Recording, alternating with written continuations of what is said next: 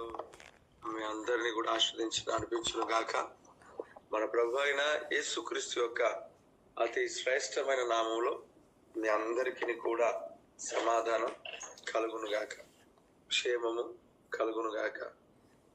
ఆమేన్. ప్రియ దేవుని బిడ్డలారా, గడిచిన కాలం అంతా దేవుడు ఎంతో మేలు మనకు చేస్తూ నడిపిస్తూ వస్తున్నాడు.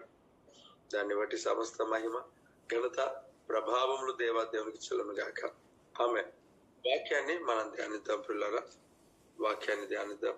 46వ కీర్తన 46వ కీర్తన లో నుండి మొదటి వచనాన్ని నేను ఎవరైనా ఒకరు చదవచ్చు, చదవగలిగిన వారు. Praise the Lord. దేవుడు మనకు ఆశ్రయమును దుర్గమునై ఉన్నాడు, ఆపత్కాలములో ఆయన నమ్ముకునే దగిన సహాయకుడు. దేవునికి స్తోత్రం. చూడండి, దేవుడు మనకు ఆశ్రయమును దుర్గమునై ఉన్నాడు. చూడండి, ఆశ్రయం, అలాగే దుర్గం. ఇక్కడ ఆశ్రయమును దుర్గమునై ఉన్నాడు. మనము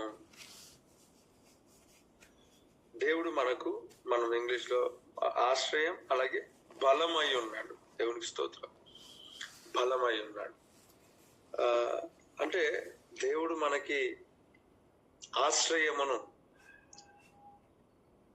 ఎప్పుడు ఆశ్రయం, ఎక్కడ ఆశ్రయం, ఆశ్రయం అని దేనికంటాం పిల్లరా? ఒకసారి మనం ఆలోచన చేస్తే, బాగా ఎక్కడైనా వెళ్తున్నప్పుడు వర్షం పడుతుంది. ఈ వర్షం పడుతున్నప్పుడు మనం బస్ స్టాప్స్ ని ఆశ్రయిస్తాం, వర్షంలో మనము తడవకున్నట్లు. వర్షంలో మనం తడవకున్నట్లుగా మనము ఎక్కడైనా ఒక దగ్గర పరిగెడతాం, ఎక్కడైనా ఒక దగ్గర మనము నిలవబడడానికి ఇష్టపడతాం,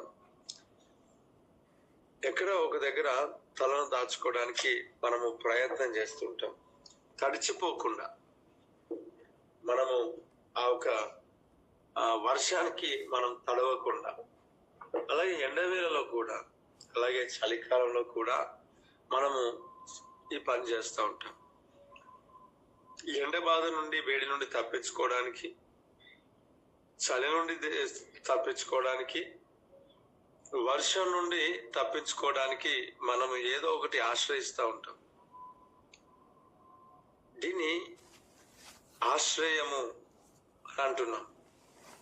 అంటే కొన్నిటిలో నుండి తప్పించుకోవడానికి, కొన్నిటిలో నుండి కాపాడుకోవడానికి, మనము దాగి ఉండడానికి, మనము మన పైన వస్తున్న శోధన, సమస్య, అనారోగ్యాలు ఏవైతే ఉంటున్నాయో వాటన్నిటిలో నుండి అవి మనకు రాకుండా, దాంట్లో మనం కృంగిపోకుండా, దాంట్లో మనం పడిపోకుండా ఉండుట కొరకు, వర్షంలో తడవకుండా ఉండుట కొరకు మనం ఆశ్రయిస్తాం కదా. సో దేవాది దేవుడు మనకు ఆశ్రయమై ఉన్నాడు అన్నమాట. ప్రతి శోధనలో మనం పడిపోకుండా, అపవాది దాడి మన పైన వాడు చేస్తుండడానికి ప్రయత్నం చేస్తున్నప్పుడు మనం నిజముగా దేవుని యందు మనము నమ్మకం కలిగి ఉన్నాం కనుక ఆయనను మనం ఆశ్రయిస్తాం. ఆయన మనకు ఆశ్రయమై ఉన్నాడు.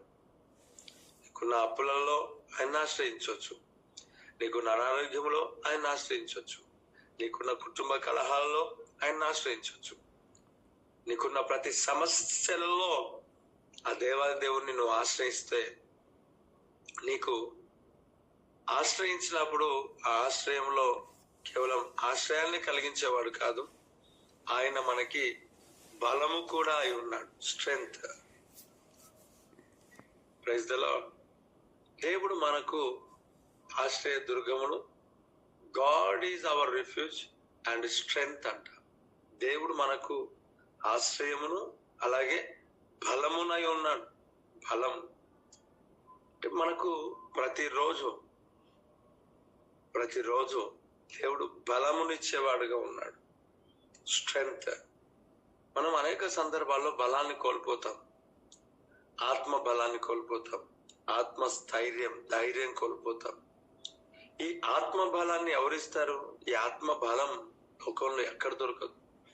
ఎన్ని మోటివేషనల్ బుక్స్ చదివినా, స్పీకర్స్ మాటలు విన్నా కొంతకాలం మట్టుకే. కానీ ఆత్మలో బలం ఎవరిస్తారు అంటే దేవాది దేవుడు. మనం ఆశ్రయించాలి. అలాగే మనం బలము కోల్పోయినప్పుడు కూడా ఆయన ఆశ్రయించాలి. ఆయన మనకు బలమై ఉన్నాడు. God is my strength, God is our strength. Praise the Lord. మనకు శక్తిని, సామర్థ్యాన్ని, బలమును కలుగజేసేవాడు ఆయన. కాబట్టి ఆయనను మనం ఆశ్రయించాలి. ఆయన బలమును మనం ఆశ్రయించాలి. మన బలంతో ఏం చేయలేం, మన బుద్ధితో ఏం చేయలేం. ప్రభువు బలాన్నితో మనం ఏదైనా సాధించగలం. ఈరోజు నీకున్న పరిస్థితులన్నిటిలో ప్రభుని ఆశ్రయించు. ఈ దినం నీకు ఉన్న ప్రతి బలహీనతల్లో దేవుని యొక్క బలాన్ని ఆశ్రయించు. ఆయన మనకు ఆశ్రయమును బలమునై ఉన్నాడు. ఆయన మనకు ఆశ్రయమును దుర్గమునై ఉన్నాడు. దేవునికి స్తోత్రం. ఇప్పుడు అంటారు కదా, ఎవరైనా పెద్దవారు మరణించినప్పుడు ఆయననే ఇంటికి బలం రా అని అంటుంటారు. ఆమెనే ఇంటికి బలం. ఆశ్రయ ఏమంట ఏమై ఉన్నాడు? ఈ యొక్క దేవుని సన్నిధిలో ఆశ్రయ దుర్గమును, బలం, స్ట్రెంగ్త్. ఆశ్రయించే దేవుడు మనకు ఆశ్రయమును దుర్గమునై ఉన్నాడు. బలం అరే, ఆ ఇంటిలో ఈ వ్యక్తి బలం, ఈయన లేకపోతే వాళ్ళకి బలం లేదు అని అంటుంటారు. కాబట్టి మనకు బలం ఎవరంటే యేసు ప్రభు. యేసు క్రీస్తు ప్రభువే మనకు బలం. Praise the Lord. దేవుడు మనకు ఆశ్రయమును దుర్గమునై ఉన్నాడు. దేవునికి మహిమ కలుగును గాక. ఈ ఉదయకాల సమయంలో నీ జీవితం ఆయనను ఆశ్రయించు. ఆయన యందు నమ్మకం కలిగి ఉండు. నువ్వు ఆయన వైపే నీ చేతులెత్తు, మనుషుల వైపు అక్కర్లేదు. ఉపవాసించి ప్రభు సన్నిధిని ఆశ్రయించు. నీ భార్య భర్తల మధ్యలో సమస్యలు, కుటుంబ సమస్యలు, ఆర్థిక సమస్యలు, పరిస్థితులన్నీ తారుమారైపోతూ ఉంటున్న ఈ సమయంలో మోకరించి ఉపవాసం ఉండి దేవుని ఆశ్రయిస్తే, దేవుని అందులో నమ్మకం ఉంచితే దేవుని బలాన్ని దేవునికి ఇస్తాడు. ఆయన ఆశ్రయించినందువలన ఆ దేవుని విడిపిస్తాడు. అయితే ఒక మాట, ఎప్పుడు మనకు ఆశ్రయం అంట, ఎప్పుడు మనకైనా బలం అంట అని అంటే ఆయన ఆపత్కాలంలో ఆయన మనకు నమ్ముకొనదగిన సహాయకుడు అంట. ఆపత్కాలంలో నువ్వు మన వర్షం పడుతుంటున్నప్పుడు బస్ స్టాప్కి వెళ్ళినా ఆ బస్ స్టాప్ లో పక్కల నుంచి ఇక్కడ నుంచి వాటర్ వస్తూ ఉంటాయి. కానీ దేవుని సన్నిధిలో ఆయనను మనం ఆశ్రయించినప్పుడు ఆపత్కాలంలో ఎటు నుంచి కానీ శోధన రాకుండా ఆయన మనల్ని రెక్కల నీడలో కప్పుతాడు. దేవునికి స్తోత్రం. నిందలు అవమానాలు సహించుకుంటూ నీ రెక్కల నీడనే ఆశ్రయించాను. ఏమంటారు? ఆయన రెక్కల నీడను ఆశ్రయించు. ఆశ్రయం కలిగి ఉండు. ప్రభు మనకు ఆశ్రయ దుర్గమును, మనకి ఏమంట, ఆపత్కాలంలో నమ్ముకొనదగిన సహాయకుడునై ఉన్నాడు. Praise the Lord. ఈరోజు దేవుడు సహాయకుడు. ఆయన సహాయం చేసేవాడు, బలపరిచేవాడు, బలమిచ్చేవాడు. ఈరోజు నీకు ప్రతి పరిస్థితులలో బలంనిస్తాడు. ఏమన్నాడు?